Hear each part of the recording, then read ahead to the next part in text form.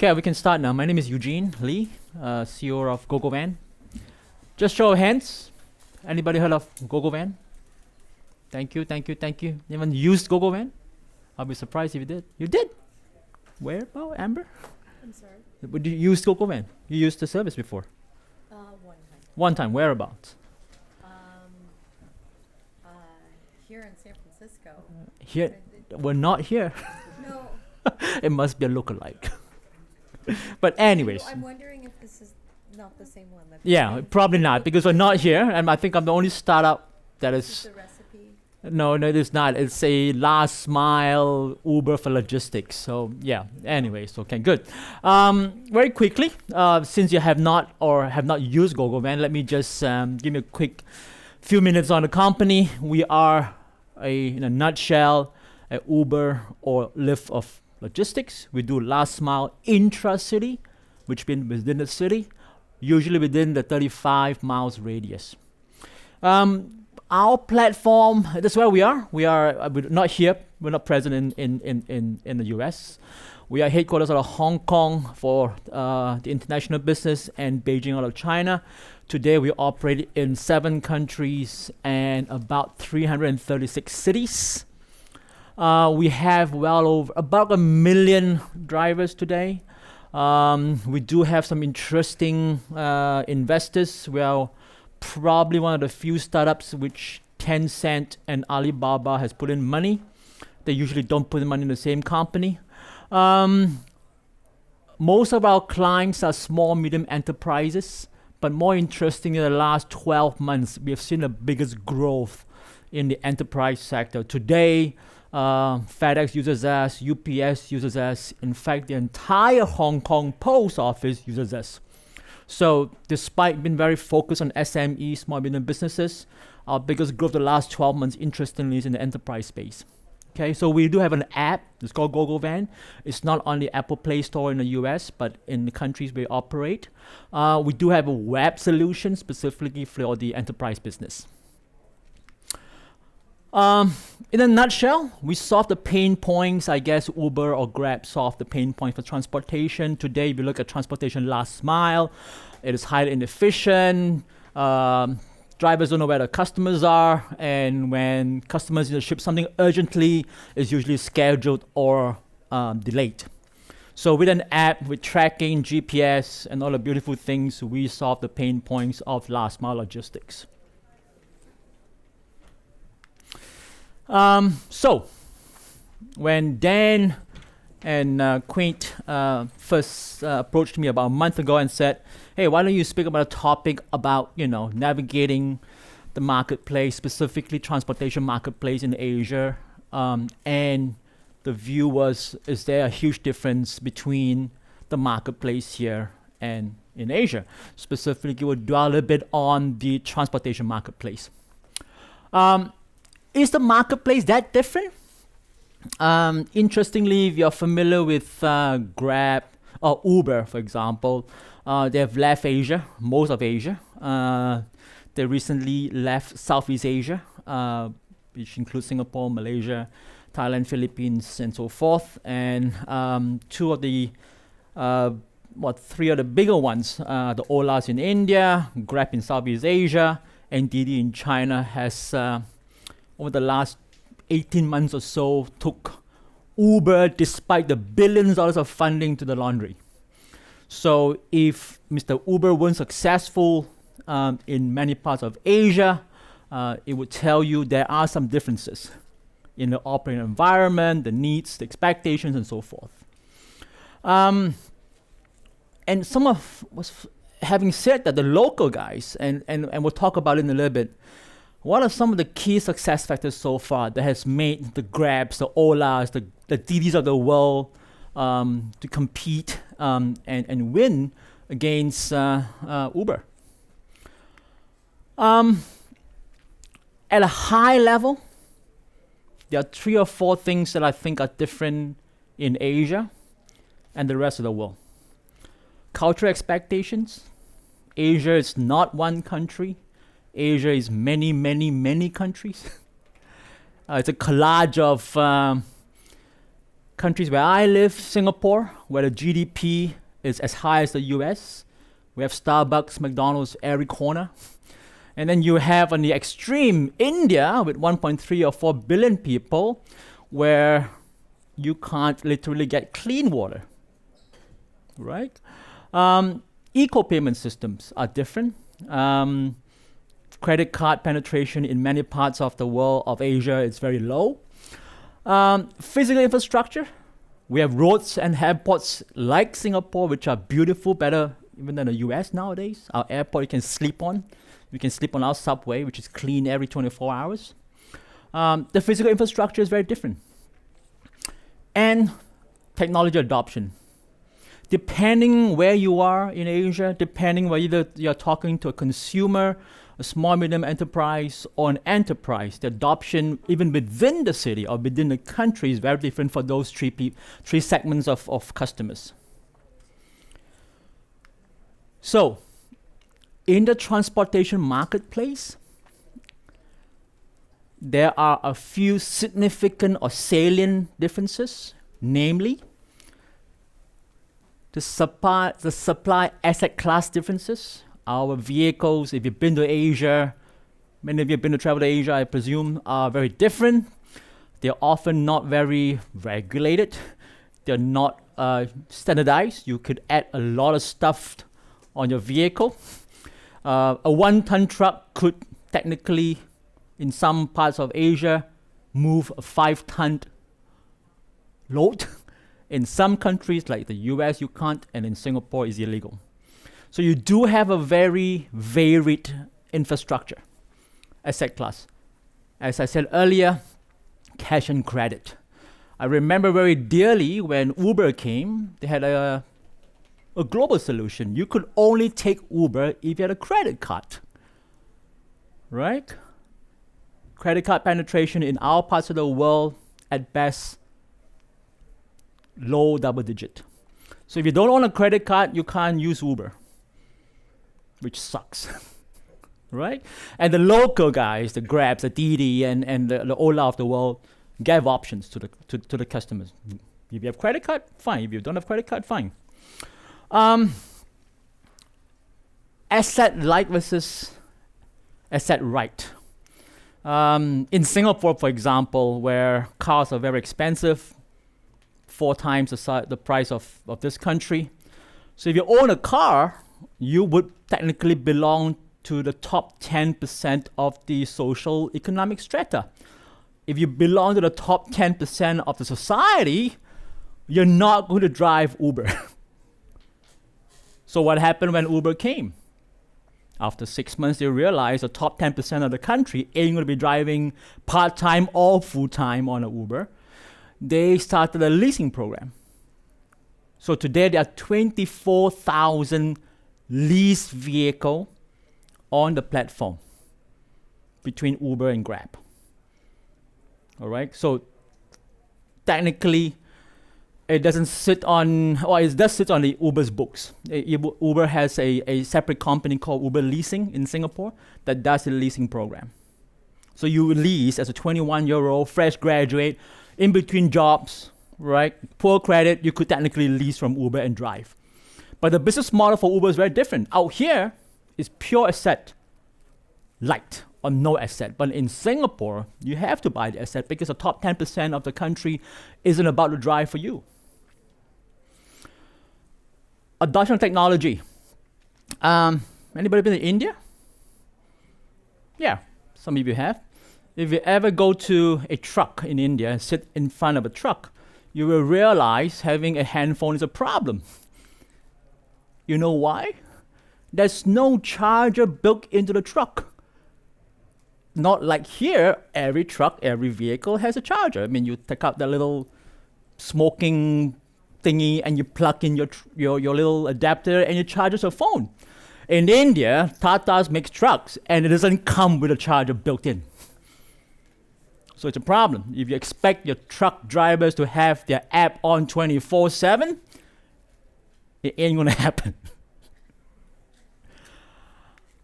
So, expectations on the customer end. There's some Amazon box sitting outside earlier, clean, nicely wrapped, with a smiling face. Right? They pride themselves on being green, use very little masking tape, and when you receive the package, you can open it with one tear of the masking tape. An extreme end of the customer expectation in Asia. These are shipments you would get from JD.com, which is a big e-commerce out of China, or Alibaba. So expectations of service, what is right, what is wrong, what is good, what is bad, what is clean, what is ugly, it's a bit different in our parts of the world. And I'm sure there are other parts of the world that's different as well.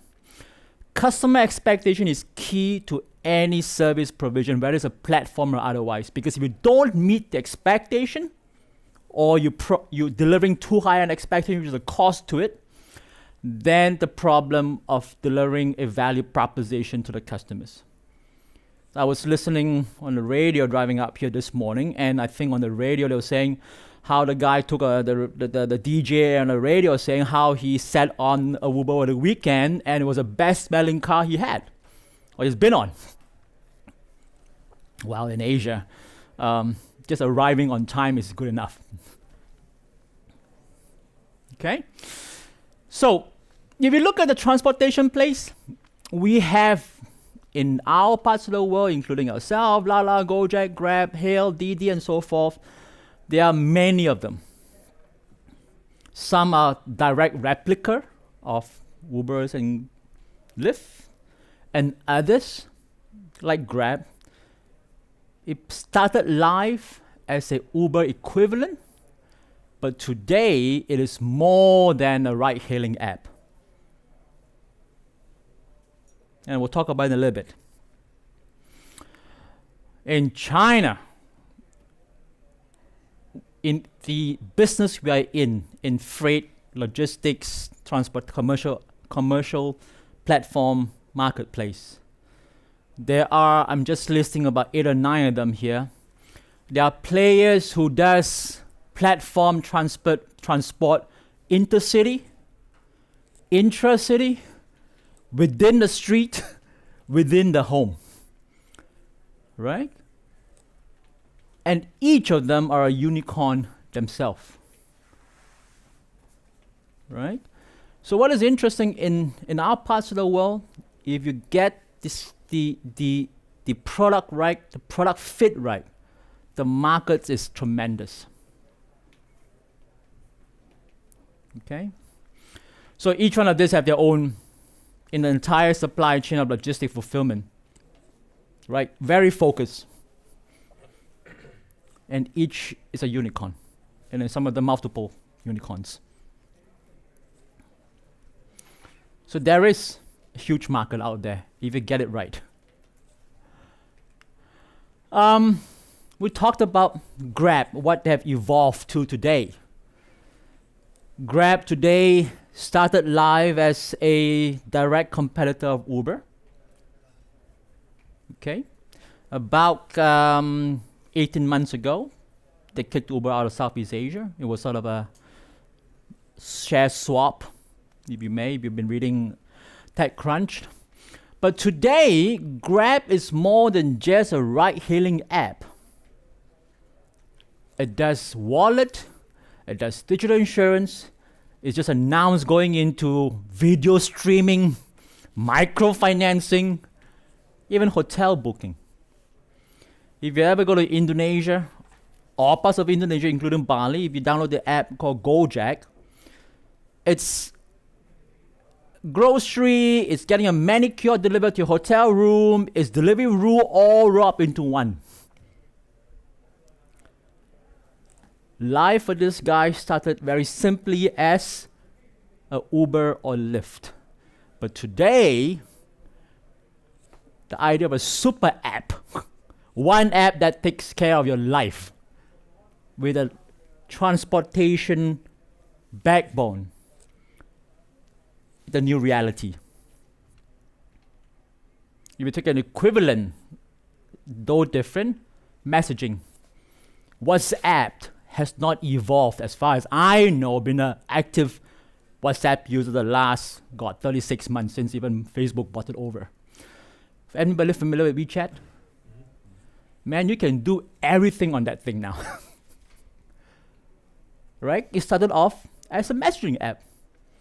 But today, WeChat is literally book a bike, buy a plane ticket, everything, buy insurance. Now, that's an interesting evolution. So what this transport companies are trying to do is to be that one app that solves your friction in life. Because as you will realize, most of us would use typically on a daily basis 5 apps a day. And Gojek and Grab want to be one of those 5 apps. I don't know about you, I take a taxi, I own a car, I would use a taxi app probably once a week, maybe twice for myself, because I own a car. But what I want to do is, I use WeChat, WhatsApp, WeChat, weather, and so forth, right? But what this guys want to do is for me to use that transport app as a core proposition around my life. Now, the jury is still out whether or not a super app concept works everywhere. We've had some discussions with some colleagues here and friends here. Would you use it if Lyft or Uber became and evolved to be an app that encompasses all these things? Would you use it? Chris is like, too much risk, right? They may Shanghai my entire, not only my messaging platform, but entire history of my life, right? Maybe Google, yes, exactly. Good question, right? Maybe Google, right? And I think they're doing that. I think Apple announcement over the weekend is going to happen, right? The one app that does everything. News, radio, TV, and everything. So that's what is the evolution of a typical transport app marketplace has evolved to in Asia. And why do you think from a high level standpoint, the concept of super app development by a ride-hailing company? Been to Asia, most of you have, some of you have. You've been to Bangkok, you've been to India. Typically, people residing in those countries, Jakarta included, you would spend 3 to 5 hours a day stuck in traffic like that. Now, if you're using a Gojek app while riding behind a scooter or a taxi, if you're spending 3 to 5 hours in that vehicle, you want to do something else, buy groceries, order your manicure when you arrive home, right? At the same time, or book your movie tickets for the weekend. It makes sense because you spend so much time stuck in traffic. And that ride-hailing app is open, calling out to you, please place an order to get a masseur to your home when you arrived after sitting in traffic for 5 hours. Great value proposition. Would I do it? If I was living in Jakarta, maybe. And Chris said, ain't gonna happen to me in the US. Payment, we talked about this earlier. I remember dearly when Uber came and they only offered a credit card solution. Okay? Is it a credit card or you can't use Uber? And then there were drivers on Uber said, I don't like customers on Uber because they are usually very snooty. They usually wear a shirt and tie to work because these are the people who has a credit card. And because they are usually high executives, they're very demanding on when I arrive, what road do I take. They're not so kind. This is one comment. But if you look at the amount of people who are unbanked in Southeast Asia, it's 72% people who have no bank accounts. If you have no bank accounts, you can't get a credit card. So what happened to people like Gojek and Uber and the TDs? They offer a wallet, an e-wallet, where you could put cash into your wallet and use it as in a quasi solution to a credit card. So many of them, I need to speak faster now. Anyway, so many of them has evolved into more of a, not just a ride-hailing solution, but a micro-payment solution because of the percentage of the population that's unbanked. Languages. All right? In India, there are about 100 different scripts with 72 dialects. If you're trying to operate a ride-hailing app for the masses, at the second, third tier, fourth tier cities, it's not English. It is not Tamil. It's a local dialect.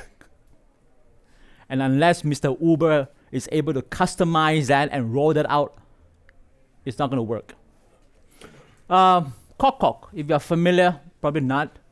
All right, it's the biggest search engine browser in Vietnam and not Google.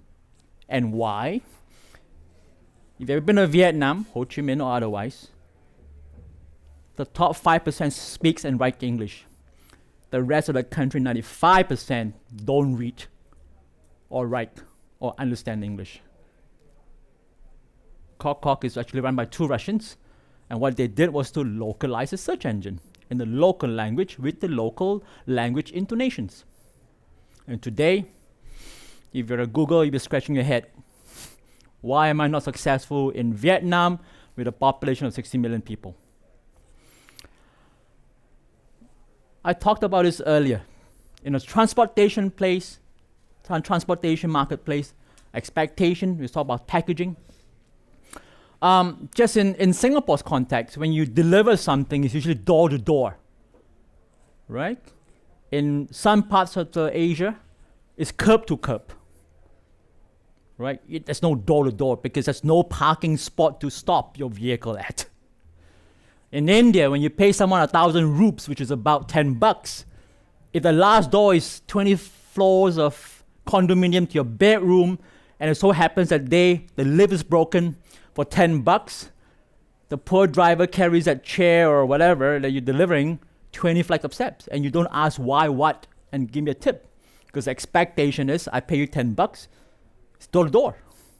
In the US, you have to pay the guy every step he takes after the first door. Right? So all this make a marketplace expectation interesting.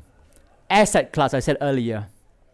Right? Here, if you drive a vehicle, you have a DMV certified. If you do a load, you have to be certified. If you look at some of the vehicles that we have in Asia, who's right, who's wrong, I'm no judge of that. So, my last slide. If you want to be successful as a marketplace, transportation or otherwise in Asia, you need to localize. You need to make sure your solution accommodates the local nuances. And yes, be able to evolve. I think if we can do all that, the tremendous an opportunity in the Asia market is tremendous.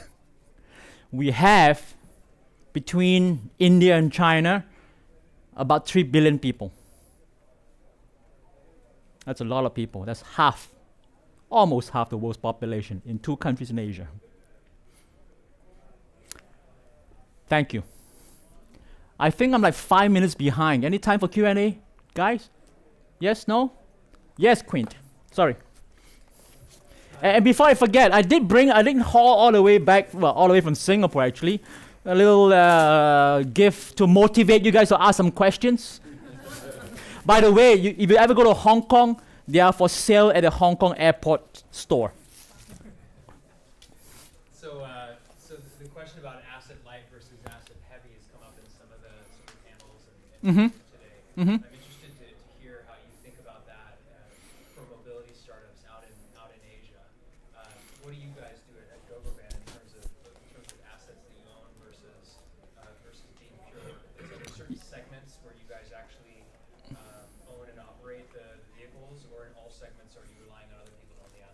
Great question. I think in the marketplace, if you look at the likes of even Airbnb and WeWorks, and even us, chicken and egg. We start with supply, include demand, and once you have a certain stage of demand, you want to control some supply. Because if there's demand, and if the demand is requesting or requiring some level of service attribution, all right, owning that supply helps that. To answer your question with us, we have three sectors of our our target segments. We have a consumer, we have SMBs, and we have the likes of enterprises. We are going in the customer segment of the enterprise space, the likes of Hong Kong Post, IKEA that we do for in those, because we know the demand and it's a contracted demand, right? We know how many trucks they will use every day. We will actually go into an asset-like model, because when your demand is predictive, right? Having a supply that's consistent, quality conscious, all right, actually makes sense. It's only when in the middle space, this SMB space, when the demand is not consistent from every shop every day, you can't have enough throughput. In the corporate segment, where the throughput is fixed, for example, in Hong Kong Post, they take from us every day, Hong Kong Post Office, 180 trucks to ferry the postman across the entire Hong Kong. 180 trucks a day. It's a 3-year contract. I know what I'm going to take each truck a day. Having an asset, leased or otherwise, all right, allows me to have a cash flow, consistent, predictive cash flow in the next 3 years. They pay for that asset. Yes? For like the consumer motivations, with the just example of like the Amazon experience is deprioritized. Would Yeah. you say that convenience or price is like more important to the customer? Right. Specifically to us, price is important. In logistics, there are 3 core values: trust, predictability, and price. Right? Specifically in the our marketplace, the commercial marketplace, we don't have surge pricing for a simple reason. You mustn't forget, most of our clients, 95% of our clients are SMBs and enterprise. You can't have surge pricing for those people. You can't be saying, I sell you a chair, ship you a chair, today is $1, tomorrow is $10. It doesn't work in our marketplace, right? That said, price is important. It can't be, so there's no surge pricing in our business model. That said, having a reliable, consistent service is very important for people to adopt our business model. The biggest challenge in our business is not the supply. We have enough trucks, a lot of trucks, inefficient. The biggest challenge for us is on the demand side. Logistics primarily for the longest time is not on demand. Logistics primarily for the longest time is scheduled. It's a milk run, spoiled by the likes of UPS and DHL and the FedEx of the world. So for us, it's a behavioral change of the consumers, of the customers. Yes, Chris. So as you see this move towards these mega apps that are marketplaces that Right. want to take over all the small innovative stuff. Right? Do I see it? Yeah. Well, no, it's happening. Right? Yes. So even Apple, how would you, as you come up with a new marketplace or a new concept, how do you work with the big guys to try to tie it together? Because they can't innovate all the new things. They Right. they can try. Right. But the person who's focused on it's going to do a better job. So how do you take your idea and work with them so it's integrated seamlessly into their super app? Yeah. So if you look at if you look at Apple, for example, they're not going to create content themselves, right? They're going to basically buy content, buy news, right? So as a newscast, as a news provider, you would work with Apple, all right, and make sure. But what Apple's bring is it's basically coverage, right? In the case of our friends, the likes of Grab and Uber, Grab and Gojek, there are also people working with like us, for example, to provide the commercial delivery. But that said, I think the jury is still out, Chris, whether or not this whole super app works. If you look at history, whether it's online, offline, digital, or otherwise, there's no one company that will be very successful doing everything. They usually don't do very well. Because you just can't do, you just can't have knowledge, people, expertise, and money to invest in all verticals. It's very hard. The last company that did it very well for a long time and not very well now, this is GE. If you think about it, I mean, it's not an online business, but it's a business that makes light bulbs to jet engines. What it sounds like is a marketplace of marketplace. Yeah, but again, whether or not that, a few things. One, you will have the expertise and knowledge to make it good. Number two, would a consumer accept that? A jury is still out.